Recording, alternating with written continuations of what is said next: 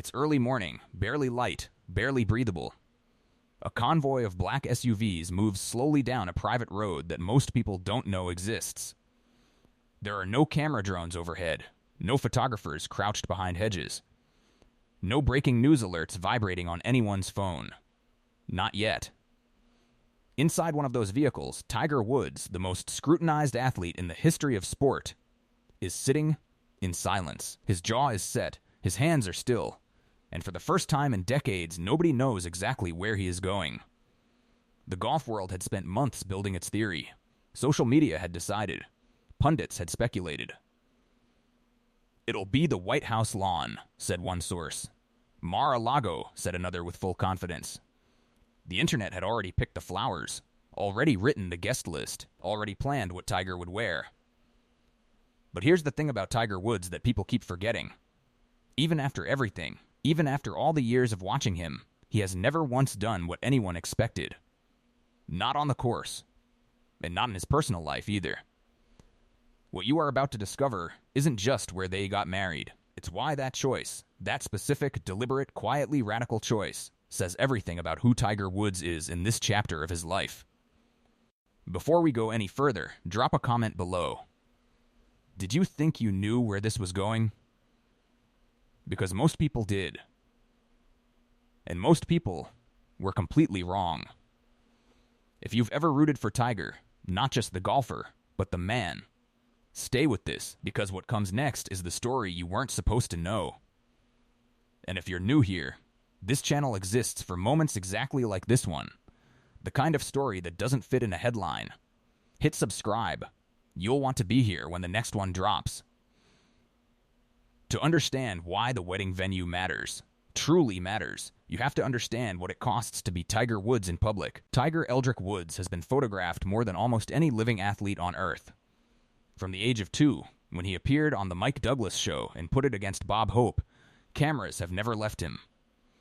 They were there for his first Masters win at 21. A victory so overwhelming that his father Earl collapsed into his arms in tears at 18. They were there for his fall, the tabloid collapse of 2009, the driveway, the fire hydrant, the silence that followed. And they were there for his comeback, arguably the greatest sporting resurrection ever witnessed. At the 2019 Masters, where a nation watched him walk up 18 and dissolve into a hug with his children. Every chapter of Tiger's life has had an audience. Every chapter has had a narrative written for it before he even lived it. So when news first began to surface, quietly, through whispers in golf circles and cautious speculation in gossip columns, that Tiger and Vanessa Trump were more than just friends, more than just two prominent figures who occasionally occupied the same rooms, the world leaned in. Hard. Vanessa Trump is not a woman who exists in the shadows either. As the former wife of Donald Trump Jr., she spent years navigating the specific, exhausting visibility that comes with being connected to one of the most polarizing political families in American history. She raised 5 children. She handled her divorce with a dignity that even her critics acknowledged. She rebuilt.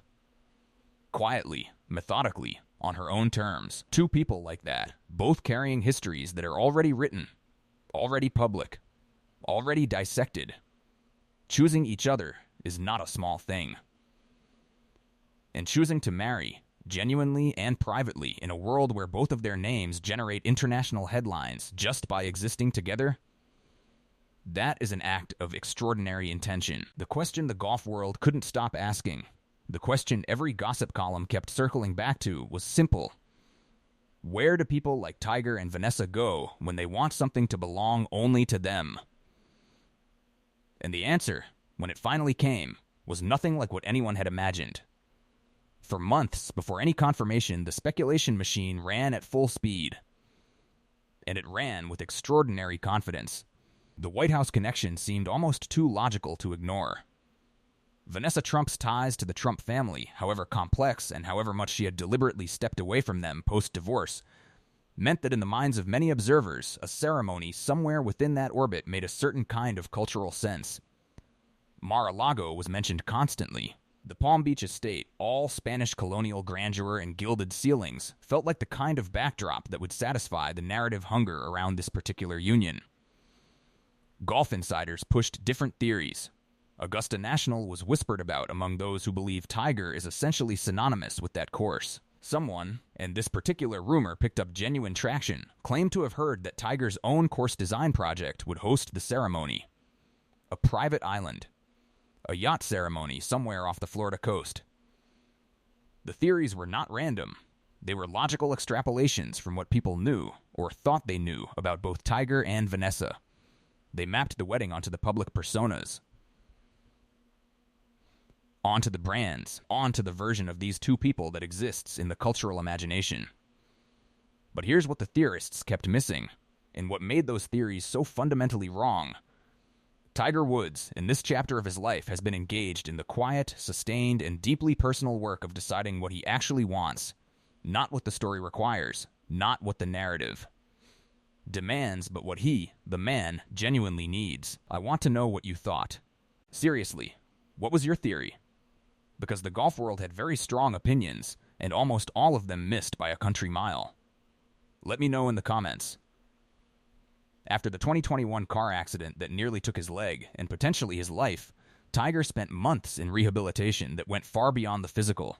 People close to him, not sources for gossip columns, but the kind of people who actually sat with him in quiet rooms, have described a man undergoing a profound internal recalibration. A man asking, with new urgency and new clarity, what he wanted the remaining chapters to look like. Vanessa, by most accounts, became part of that answer. Not as a distraction, not as a rebound, but as someone who understood, at a bone-deep level, what it meant to have your life become a public performance, and who had chosen, like Tiger, to begin protecting the things that mattered most. So when the wedding was being planned, and it was planned with meticulous, almost counterintuitive care, the guiding principle was not grandeur. It was not optics. It was not the kind of beautiful inevitability that makes for good social media content. The guiding principle was privacy. Genuine, radical, unapologetic privacy. And that changed everything about what the venue would be. The venue, when confirmed through sources with actual proximity to the event, sent a specific kind of shockwave through the world of golf and celebrity journalism. Not because it was glamorous, not because it was historic, but because it was, in its own understated way, perfect. Tiger chose water. He chose seclusion. He chose a location that required you to already know where to look. A private waterfront property in the Bahamas, specifically on Jupiter Island's outer reach of private estates, accessible by boat, by intimate invitation only, surrounded by nothing but ocean, sky, and the specific silence that only exists far from cameras. Those who were there, and the guest list by all credible accounts was startlingly small, describe an atmosphere that felt deliberately, almost stubbornly human. There was no spectacle designed for consumption. There was no red carpet laid for an imagined audience. There were children present, Tiger's 2, Vanessa's 5, running near the water while their parents stood before someone who mattered to them and made a private promise. That image.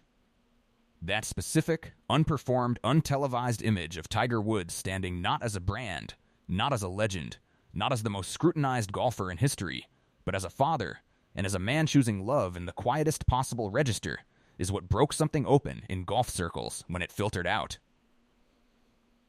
Because golf, more than almost any other sport, has a complicated relationship with Tiger's humanity. Fans have spent decades constructing him as something superhuman. The robotic competitor. The cold perfectionist. The man who could make 15-foot putts with a broken leg and never blink. And that construction served something for them. It made his victories feel mythological. It made his failures feel like Greek tragedy. But a man who gets married in the Bahamas with his kids running around in the sand, who keeps it small and quiet and real, that man is not a myth. That man is just a person. And for some portion of the golf world, that quiet revelation has been genuinely difficult to process. If this story is doing something to you right now, if there's something in the image of Tiger Woods, finally, just being a person, then this channel was made for you. The button that keeps us doing this work is right below this video. Vanessa, for her part, appears in every credible account to have been exactly as invested in the intimacy of the occasion as Tiger. She wore something white and simple, There were flowers, but they were not the kind of flowers you hire a floral design team for. There were photographs, but they were not the kind of photographs taken for public release. They were taken for a private album, for a family, for a couple who had decided that this particular memory was theirs to keep. The first confirmation came not from a press release or a publicist's statement. It came, as so many true things do, through the quiet, unstoppable movement of reality. Someone who had been there told someone they trusted. That person told someone else. And eventually, inevitably, the confirmation reached the world. But by the time it did, the wedding was already over. The moment had already passed. Tiger and Vanessa were already somewhere private, already on the other side of the ceremony, already in the ordinary, extraordinary life that follows when two people decide to begin again together. The golf world, always waiting for Tiger to do something that could be turned into a headline, found itself strangely quiet. Not because there was nothing to say, but because the story that had arrived was so fundamentally, so quietly human that the usual vocabulary for Tiger Woods events didn't quite fit. There is a version of this story that could be told as a celebrity scoop, as a gotcha, as we found the secret that Tiger tried to keep. But that version misses the point by miles. What Tiger and Vanessa's choice of venue actually reveals is something quieter and more important, that it is possible, even at the absolute apex of public visibility, to protect something real. That privacy is not always about secrets. Sometimes it's about deciding which experiences belong to the people living them, rather than to the audience watching from outside. Tiger has spent his entire adult life being consumed by an audience that had a specific investment in his story. His victories fed something in them. His failures fed something too. Sometimes something less flattering, but something real. He has been a mirror held up to America's complicated relationship with athletic genius, with race, with redemption, with the specific kind of cruelty that fame applies to the people inside it. And after all of that, after everything, he chose to get married in the Bahamas, with his children, in the quiet, without a publicist crafting a press release. He chose to let one of the most important days of his personal life be exactly that. Personal. Vanessa chose the same thing. And that shared instinct, that mutual, deliberate, quietly radical agreement to keep something for themselves, says more about their relationship and its foundation than any elaborate public ceremony ever could. The golf world is still processing this. In the days and weeks that followed the confirmation, the reaction broke roughly into two camps. There were those who found the privacy beautiful, who felt, watching it unfold, something like relief on Tiger's behalf. Something like finally he gets something that's just his. And there were those who felt strangely left out, who had expected to be included in the spectacle, and discovered, with some surprise, that no invitation was ever coming. Both reactions are honest. Both reactions are understandable. And both, in their own way, tell you something true about what Tiger Woods means to the people who have watched him all these years. But the most important reaction, the one that cuts through all the noise, is this. Two people, both of whom know exactly what it costs to live publicly, chose each other. And they chose to mark that choice with something intimate and real and unburdened by performance. In 2024, in a world that commodifies every intimate moment for consumption, that is not a small thing. That is an act of courage. Somewhere in the Bahamas, on a quiet waterfront property that most of the world will never see, Tiger Woods got married. His children were there. The water was there. The sky, big and open and indifferent to headlines, was there. And for a few hours, the most photographed golfer in history was just a man. A father. Someone who had come through fire and come out changed, and who had found, in the quiet aftermath, something worth protecting. The golf world will keep speculating. The tabloids will keep running. The cameras will find Tiger again on the course, and the narrative machine will keep turning, and the next story will begin the moment the last one ends. But on that day, in that place, something happened that no camera captured and no headline adequately described. Two people stood in front of the people who mattered most to them and chose each other, and then walked into the rest of their lives. That's the whole story. And honestly, it's enough. Some venues are chosen for their grandeur. Some are chosen for their symbolism. Some are chosen to impress an audience that will never attend. Tiger and Vanessa chose theirs because it was quiet. Because it was theirs. Because the ocean doesn't care about your handicap or your headlines. And the sky doesn't know your name. If you believe that some stories deserve to be told with care, not as gossip, but as something genuinely human, then you already know why this channel exists. The people who stay are the ones who want stories like this. And there are more coming. This is not the last time Tiger's story will surprise us. It never has been, but maybe, just maybe, the most surprising thing of all is not the drama, or the fall, or the comeback. It's this. After everything, after all of it, he found his way back to something simple, something real, and he kept it for himself. Carry the emotion.